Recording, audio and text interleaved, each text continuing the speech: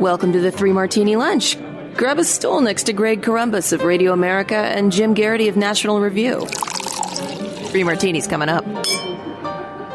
Glad you're with us for the Friday edition of the Three Martini Lunch. Your stool's ready. We've got good, bad, and crazy martinis today. And Jim, it's always fun when the woke get caught in their own effort to be super woke. And that's what's happening at Princeton University right now.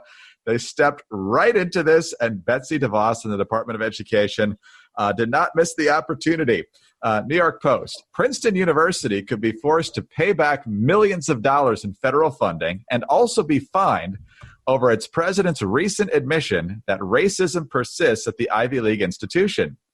In a letter to Princeton President Christopher Eisgruber, we'll talk about that later, the U.S. Department of Education said it was opening an investigation into a September 2nd letter in which he outlined the school's efforts to combat systemic racism.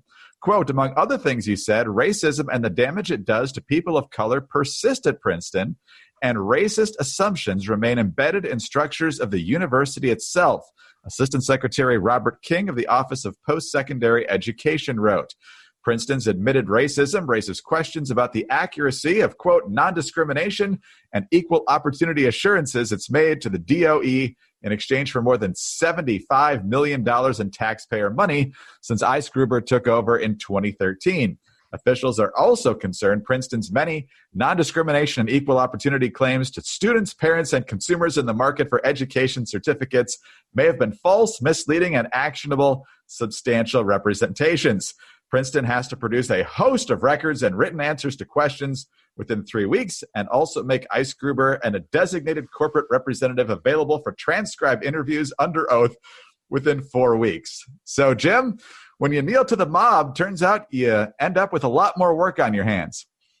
Yeah, and Greg, it's interesting. There's a great irony. I just have a statement from Princeton saying that our rhetoric should be taken seriously but not literally. Much like people said of Trump in 2016. Look, I think you can see Eisgruber, and yes, we will skip all the diehard jokes. Eisgruber saying that, look, what he meant there was perhaps hyperbolic. What he meant was symbolic. Look, what I meant is that we're a racist institution, but not in a way that would jeopardize any federal funding. And of course, that's, look, if you were going to run around and say things like, racist assumptions from the past and embedded in structures of the university, well, maybe that should be investigated. I don't just mean that. Like, there's a lot of people say, this is brilliant trolling, and man, what a way to, hang them with their own words. But okay, there's a part of me in the back of my mind that's like, all right, what happens if the Justice Department's Office of Civil Rights takes a good, long, hard look at Princeton University, talks to everybody there, talks to minorities about how they're treated, and looks at hiring practices, looks at promotions, looked at all the factors that make that university what it is. What if they come back and say, yeah, actually, we did find this. We did find that there is, in fact, racism, sometimes, as the Eisgruber said, quote, sometimes by conscious intention, but more often through unexamined assumptions and stereotypes, ignorance or insensitivity, and the systemic legacy of past decisions and policies. What if he's right? What should Princeton do? If you really believe this stuff, then you probably should be taking action to make this better. And you probably should be, you probably should be investigated for systemic violations of civil rights. If you mean we have microaggressions, if you mean we have things that do not actually impinge people's civil rights or treatment under the law, but there's a lot of, comments that are considered insulting. People don't feel respected. They don't feel appreciated. They don't really feel like they fully have a seat at the table. Maybe they feel condescended to, and maybe they feel like they're representing a token and they're not really seen as equal with their peers. Well, then that is something that should be addressed. It probably doesn't need necessarily a federal investigation. But what's useful about this is that this will probably put every other, not just university administrator, but hopefully every other CEO, everybody else who is in charge of a large institution, who may be tempted to kind of win favor with the woke social justice mobs on social media by kind of self-flagellating and self-talking about how terrible their institution is and just how bad things are, but never quite taking responsibility for it and or recognizing that, like, okay, if you say your institution is racist, then the institutions in our society that are specifically given the duties under the law to investigate on racist treatment of others are going to investigate you. So maybe there's a consequence to this sort of rhetoric, and maybe it's time for Ice Gruber to say, well, we have some complaints, we have some problems we need to fix, but we are not at heart a racist institution. And maybe racism is not embedded in the structures of this university, because if it is, we probably wouldn't qualify for federal funding. Wow. Well, Princeton did acknowledge one major racist thread throughout its history. It did recognize that Woodrow Wilson was a racist. Woodrow Wilson, former president of Princeton before he became governor of New Jersey, and then the worst president in American history. They took his name off the Woodrow Wilson School there. If you got to cancel someone, it might as well be Woodrow Wilson. Yeah, I mean, by the way, there's this blanket response to all these things. I talked about, Fort Benning, and how if you actually look at what Benning said and stood for, maybe you're not such a big fan of this. Fort Hood, you can look at that and say, I don't know if this is necessarily someone who we still want to honor in this same way. My argument had been, I got an interesting, lengthy exchange with one reader about this, who initially vehemently disagreed, and then I'm rather proud to say gradually came around. If you wanted to say we should not name it after this person, they made racist statements in the past, they supported slavery, they fought on the side of the Confederacy, some people will agree, some people will disagree. A lot of people will just kind of be initially resistant to it, in part because they've been calling it Fort Benning or Fort Hood for a really long time. If you come along and you say, I think we should rename this after Pat Tillman, was the example I used. But you could pick any one of dozens of other heroic figures in United States military history who don't have the legacy of fighting on the side of the Confederacy.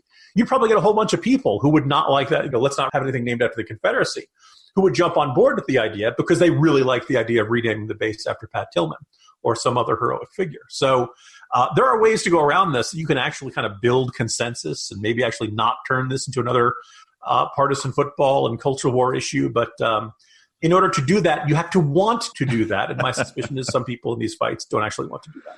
There's still the Woodrow Wilson Bridge that connects Virginia. Yeah, but it's fallen down, so. All right, let's move to our bad martini now, Jim. And we are now about 6.5 weeks away from Election Day. And the ballots are going out. Early voting started today in Virginia. That's actually in-person early voting, but the absentee ballot process is happening. We talked about Michigan's issues with actually getting the right names on the ballot for the presidential race. Hopefully that gets resolved soon. But then, of course, there's the ongoing debate about whether we can trust the security of the election. Will the laws be enforced? Will we have the proper protections in place to make sure that the person who voted is the person who filled out the ballot gets counted and rules are followed and things like that? And two of the things that historically have been used to make sure that the ballot is appropriately sent is to get it in by Election Day and to have a signature. Well, two states that are considered swing states, probably one more than the other, are raising eyebrows here. First of all, just this week, Pennsylvania officials have directed counties not to discard mail-in ballots solely because an election official believes a signature does not match the one in the voter's file. That's because the state apparently now has a uniform process for verifying signatures instead of leaving it to the discretion of local officials. But the bigger one comes from Nevada. And I think we've talked about this, and certainly the president and his allies are very upset with Nevada passing legislation earlier this year to move from having to request an absentee ballot to doing universal mail-in ballot. The state mails out ballots to you. And the Republican National Committee is very upset about one provision, and I think it's easy to understand why, that the state legislature passed earlier this summer, and that one of the provisions is that if an absentee ballot is received by 5 p.m., 3 days after Election Day, but is not postmarked, it will still be counted. And so they're arguing that's unconstitutional. Well, it certainly seems like it's illegal and a giant loophole here. So, Jim, we just talked yesterday about officials fudging the data with coronavirus in Nashville. You want to have as few reasons to question the system as possible. In Nevada, for sure, and to some extent Pennsylvania here as well, not exactly instilling us with confidence. No, and look, on the signature one, I'm willing to cut a little bit of slack or a little bit of leeway because, people's signatures can change over time. I don't know about you, Greg, when I was, if you're signing an important document, all the mortgage stuff, you take your time, right? This is important. This is an official document. I am sure I have signed my name to a credit card statement with just a squiggly line. And Sure. you'd be really hard-pressed to find a J or a G or anything else in there. There's only one word. I'm now in this Madonna one name category or something. Some people have very distinctive signatures. I'm thinking of the President Trump's, who looks like an EKG monitor. And, of course, it was Jack Lew, the Treasury Secretary, whose signature was on a whole bunch of your bills, and it looked like just a whole bunch of circles in a row. So if the signature looks a little hinky, I just would like election officials to check into it. Sometimes people's signatures change over time, depending on whether they're taking, how much time they spend on the signature. So I'm less worried about that. It's the postmark that jumps out at me. Because, for everyone as soon as you heard this, you can imagine the scenario where you find out that you're down by X number of votes. And if you need 304 votes to put yourself over the top, well, then you now have the opportunity to figure out some way to manufacture 305 votes and then send them into the mail several days after the election, because you know how things went in the initial count. Again, I don't understand. I'm very laid back. I think it's fine if you end up mailing your absentee ballot on election day. I completely understand why, various election officials don't want to declare the winner and make things official until several days afterwards to give those mail ballots a couple extra days to get in.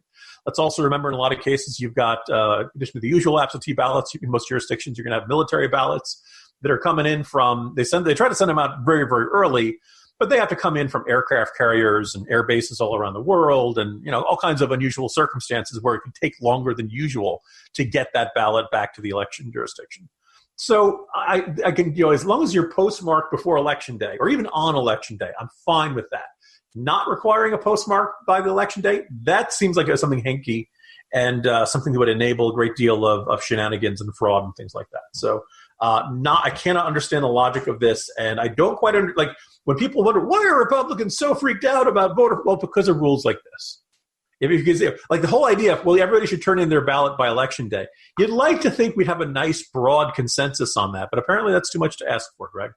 I think it is, and it harkens back to the alleged shenanigans, and I think alleged is in quotation marks, of Mayor Daley back in 1960. And I like to point out, even though a lot of Nixon fans don't appreciate this, is that JFK would have still won the election even if Illinois had gone to Nixon.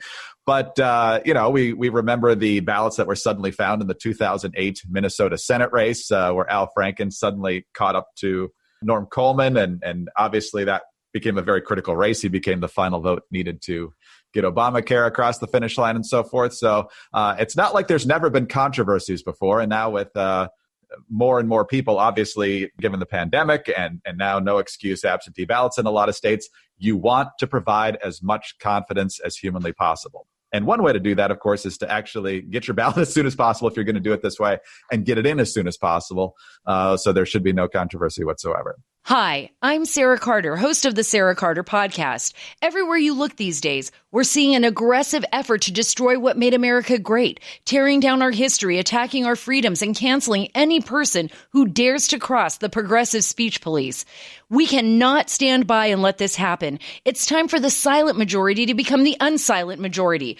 Join me on the Sarah Carter podcast. Subscribe at Apple, Spotify, or wherever you get your podcasts. All right. Crazy martini now, Jim. And we're back to Joe Biden, and we're back to fracking. Joe Biden, of course, during the primary kept talking about how he's going to get rid of fracking. I know we're going to lose a lot of jobs, but don't worry, those green jobs will come along. And then he said a few weeks ago in Pennsylvania that Trump was lying about him wanting to ban fracking. So then he was at a town hall with Anderson Cooper on CNN last night in Pennsylvania again. And the issue of fracking came up, and Biden did the impressive feat of flip-flopping on the very same question and the very same answer. Here's Anderson Cooper with one of the actual most challenging follow-ups the entire evening. Let me just follow up on that. You said you won't ban fracking, but that you wanted to gradually move away from it ultimately.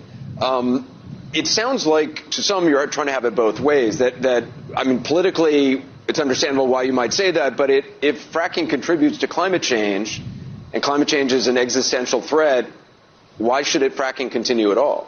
Well, fracking has to continue because we need a transition.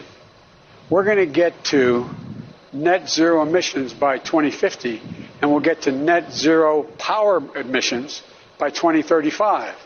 but there's no rationale to eliminate right now fracking. So, Jim, we're not going to get rid of fracking, but it is a transition thing to the future because we can't have it in the future. So if you're a fracking family or a fracking business, how much confidence do you have in Joe Biden constantly checking to see where the pulse of his base and the pulse of the people he needs to win Pennsylvania are? You shouldn't, but the interesting thing is this comes after several days of this being a controversy, right? You'd think after a while he'd get better at this, and he really doesn't.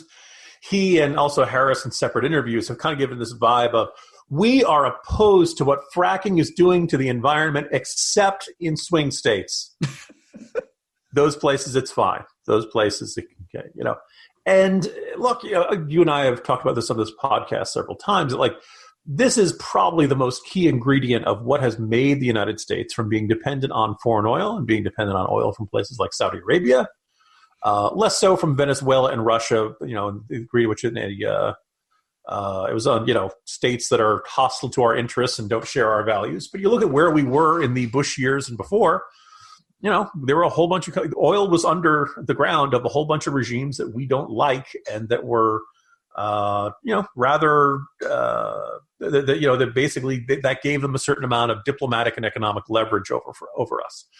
So the fracking revolution, which, probably began in the late Bush years, but really accelerated in the Obama years. I suppose you can give the Obama administration credit for not lousing it up, but they certainly didn't do much to expand it. They certainly didn't want it in public lands, and certainly were not cheerleading as it happened. This was almost entirely fueled by the private sector, but bit by bit, field by field, all of a sudden it turned out, whoa, the United States has a whole lot of oil under its ground and a whole lot of natural gas under its ground. And all of a sudden, we had energy reserves that put us on par with the Saudi Arabias and the Russias of the world. And all of a sudden, we could offer energy resources not just to no longer make us dependent upon them, but we could offer them to our allies. Whether those allies appreciate it is sometimes a question. Think of Germany and the Nord Stream project, where Merkel, who was apparently supposed to be tough on Russia, and our president's supposed to be a pawn of Russia, keeps trying to build this pipeline to make him even more dependent on Russian natural gas. The Trump administration opposes building this pipeline. So pointing out the details don't always match up with the popular narratives. We've ended up in a situation which, look, this is really important to us. Biden is saying he doesn't oppose fracking in all circumstances, but he also wants to drain it down or to lower it down. One or the other. I don't think you can say, well, I support something, but I also want to see less of it. I'm not sure. I think that is inherently a contradiction, because if you want to see less of it, you don't really think it's a good thing. There aren't a lot, for example, I support Jets wins and I want to see more of them. You don't see a lot of people saying, well, I want to see less of that thing that's great. Maybe people on a diet want to see less good food. That's the only scenario I can think of that. So anyway, again, Biden's position is a mess. Will this prove decisive in a state like Pennsylvania? I don't know. But I think it's safe to say the Trump campaign is going to be making sure everybody at every corner of Pennsylvania that has jobs related to fracking make sure that this is the position of the Biden and Harris administration, or the Harris and Biden administration, whatever they're calling themselves. Like, there's a very simple way for the Biden campaign to make this issue go away. He's going to say, I support fracking and will not put new federal regulations on it. But he can't say that because that's not what he's going to do. Jim, you said it so well. Energy security is national security. I seem to remember, I think President Bush was saying things like that. And back in the 2012 debate, Mitt Romney scored some pretty good points against Barack Obama, because Obama tried to claim credit for the fracking boom. And then Romney pointed out, actually, you've tried to stop it everywhere you can on federal land, which is what he had jurisdiction over. And that's pretty much what Biden and Harris are planning to do on day one, too. And so they'd let it happen on private land, but I don't know if they have a lot of jurisdiction over that, unless you get the EPA cranked up with new regulations to the point what makes it unfeasible. But if fracking is your thing, and oh, by the way, natural gas is clean. I never hear them say that. Not necessarily. Yes, but it's blue and scary, Greg. We've all seen, on the show where they unhook the gas line and the house blows up, Anyway, I don't think that's a winner for them, but that could be a good martini then. Jim, have a great weekend, and we'll see you on Monday. See you Monday, Greg. Jim Garrity, National Review. I'm Greg Corombos, Radio America. Thanks for being with us today. Have a great weekend. Please subscribe to the 3 Martini Lunch podcast. Also, we're always grateful for a kind review and a 5-star rating. You can get us on those home devices. All you have to say is play 3 Martini Lunch podcast. And please join us Monday for the next 3 Martini Lunch.